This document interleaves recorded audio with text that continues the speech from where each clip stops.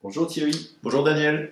qu'est-ce que c'est le double contrainte et le monde à l'envers? Alors la double contrainte, c'est ce qui fait que des fois on a le sentiment que c'est le monde à l'envers, qu'on est perdu, qu'on marche sur la tête ou que ça tourne pas rond. En fait, ça a été étudié aux États-Unis, en Californie, par l'Institut de Palo Alto, le Mental Research Institute, et c'est le fait que on devient fou lorsqu'on reçoit des messages paradoxaux, contradictoires, du non-sens en fait. C'est-à-dire que si je vous dis soyez heureux, ne sentez rien, en fait c'est une mission impossible. C'est-à-dire que c'est une situation insoluble où il n'y a pas de bonne solution en termes de satisfaction. On ne peut pas être heureux lorsqu'on sent rien, puisque le bonheur ça se sent. Et si je vous dis attachez-vous et attachez-vous aux autres et soyez détachés de vous-même, c'est pareil en fait. Et ça, ce sont les paradoxes qui sont à la base de notre fonctionnement sur le plan émotionnel et affectif. C'est-à-dire qu'en fait, on nous dit d'être heureux, mais de nous couper de nous-mêmes. Et donc en fait, ça a été étudié ça, et c'est ce qui rend les gens fous. C'est-à-dire qu'en fait, les enfants vont recevoir dans leur famille, ou bien les salariés vont recevoir dans leur entreprise, des ordres qui sont contradictoires. C'est-à-dire que vous allez vous apercevoir que la personne qui vous dirige a des problèmes, des dysfonctionnements, et qu'elle va vous dire fais ci et fais ça, mais que c'est contradictoire. On ne peut pas être au four et au moulin, comme on dit en France. Et donc, en fait, ça, ce sont ce qu'on appelle des schémas contradictoires.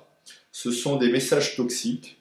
Ce sont des patterns paradoxaux qui sont insolubles et qui vont vous bloquer au niveau de la pensée. C'est-à-dire que quand vous recevez des messages comme ça fait comme un court-circuit.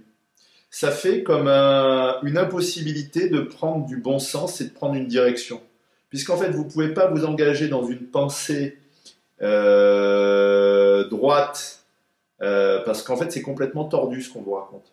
C'est-à-dire que vous ne pouvez pas penser juste, vous ne pouvez pas penser de façon saine, parce que votre cerveau reçoit des messages contradictoires. Tu veux ou tu veux pas? Tu m'aimes ou tu m'aimes pas? Tu es là ou tu me trompes? Je t'aime, je te trompe. Je t'aime, je suis avec ma femme. Je vous lis un exemple sur les hommes, Daniel, tout à l'heure. Je m'occupe de ma bouteille de pastis, je bois, je m'occupe pas des enfants, mais je suis le père de famille. Non, si vous êtes un père de famille, vous avez des réalités, des responsabilités. Donc en fait, ce sont des schémas paradoxaux qui sont à la base des symptômes de stress de gens qui sont malades, passifs, abusifs, toxiques. Et en fait, ils vont carrément vous empoisonner avec ça et ils vont vous rendre la vie infernale en fait. Ils vont vous bloquer les méninges.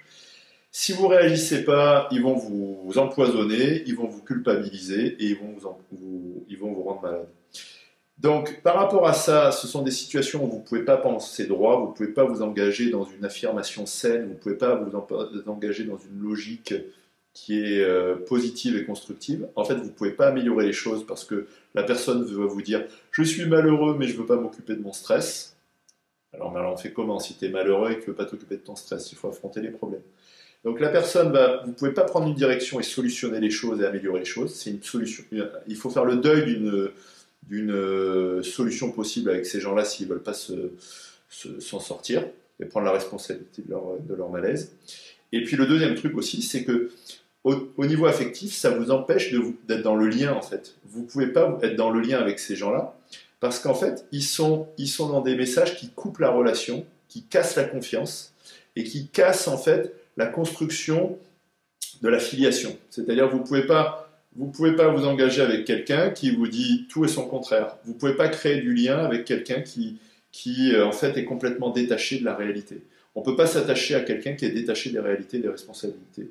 Ou bien on est obligé de se raconter une histoire, ou bien on est obligé de se sacrifier, ou bien on est obligé de se rendre malade pour des gens qui sont malades, passifs et abusifs. Voilà Daniel.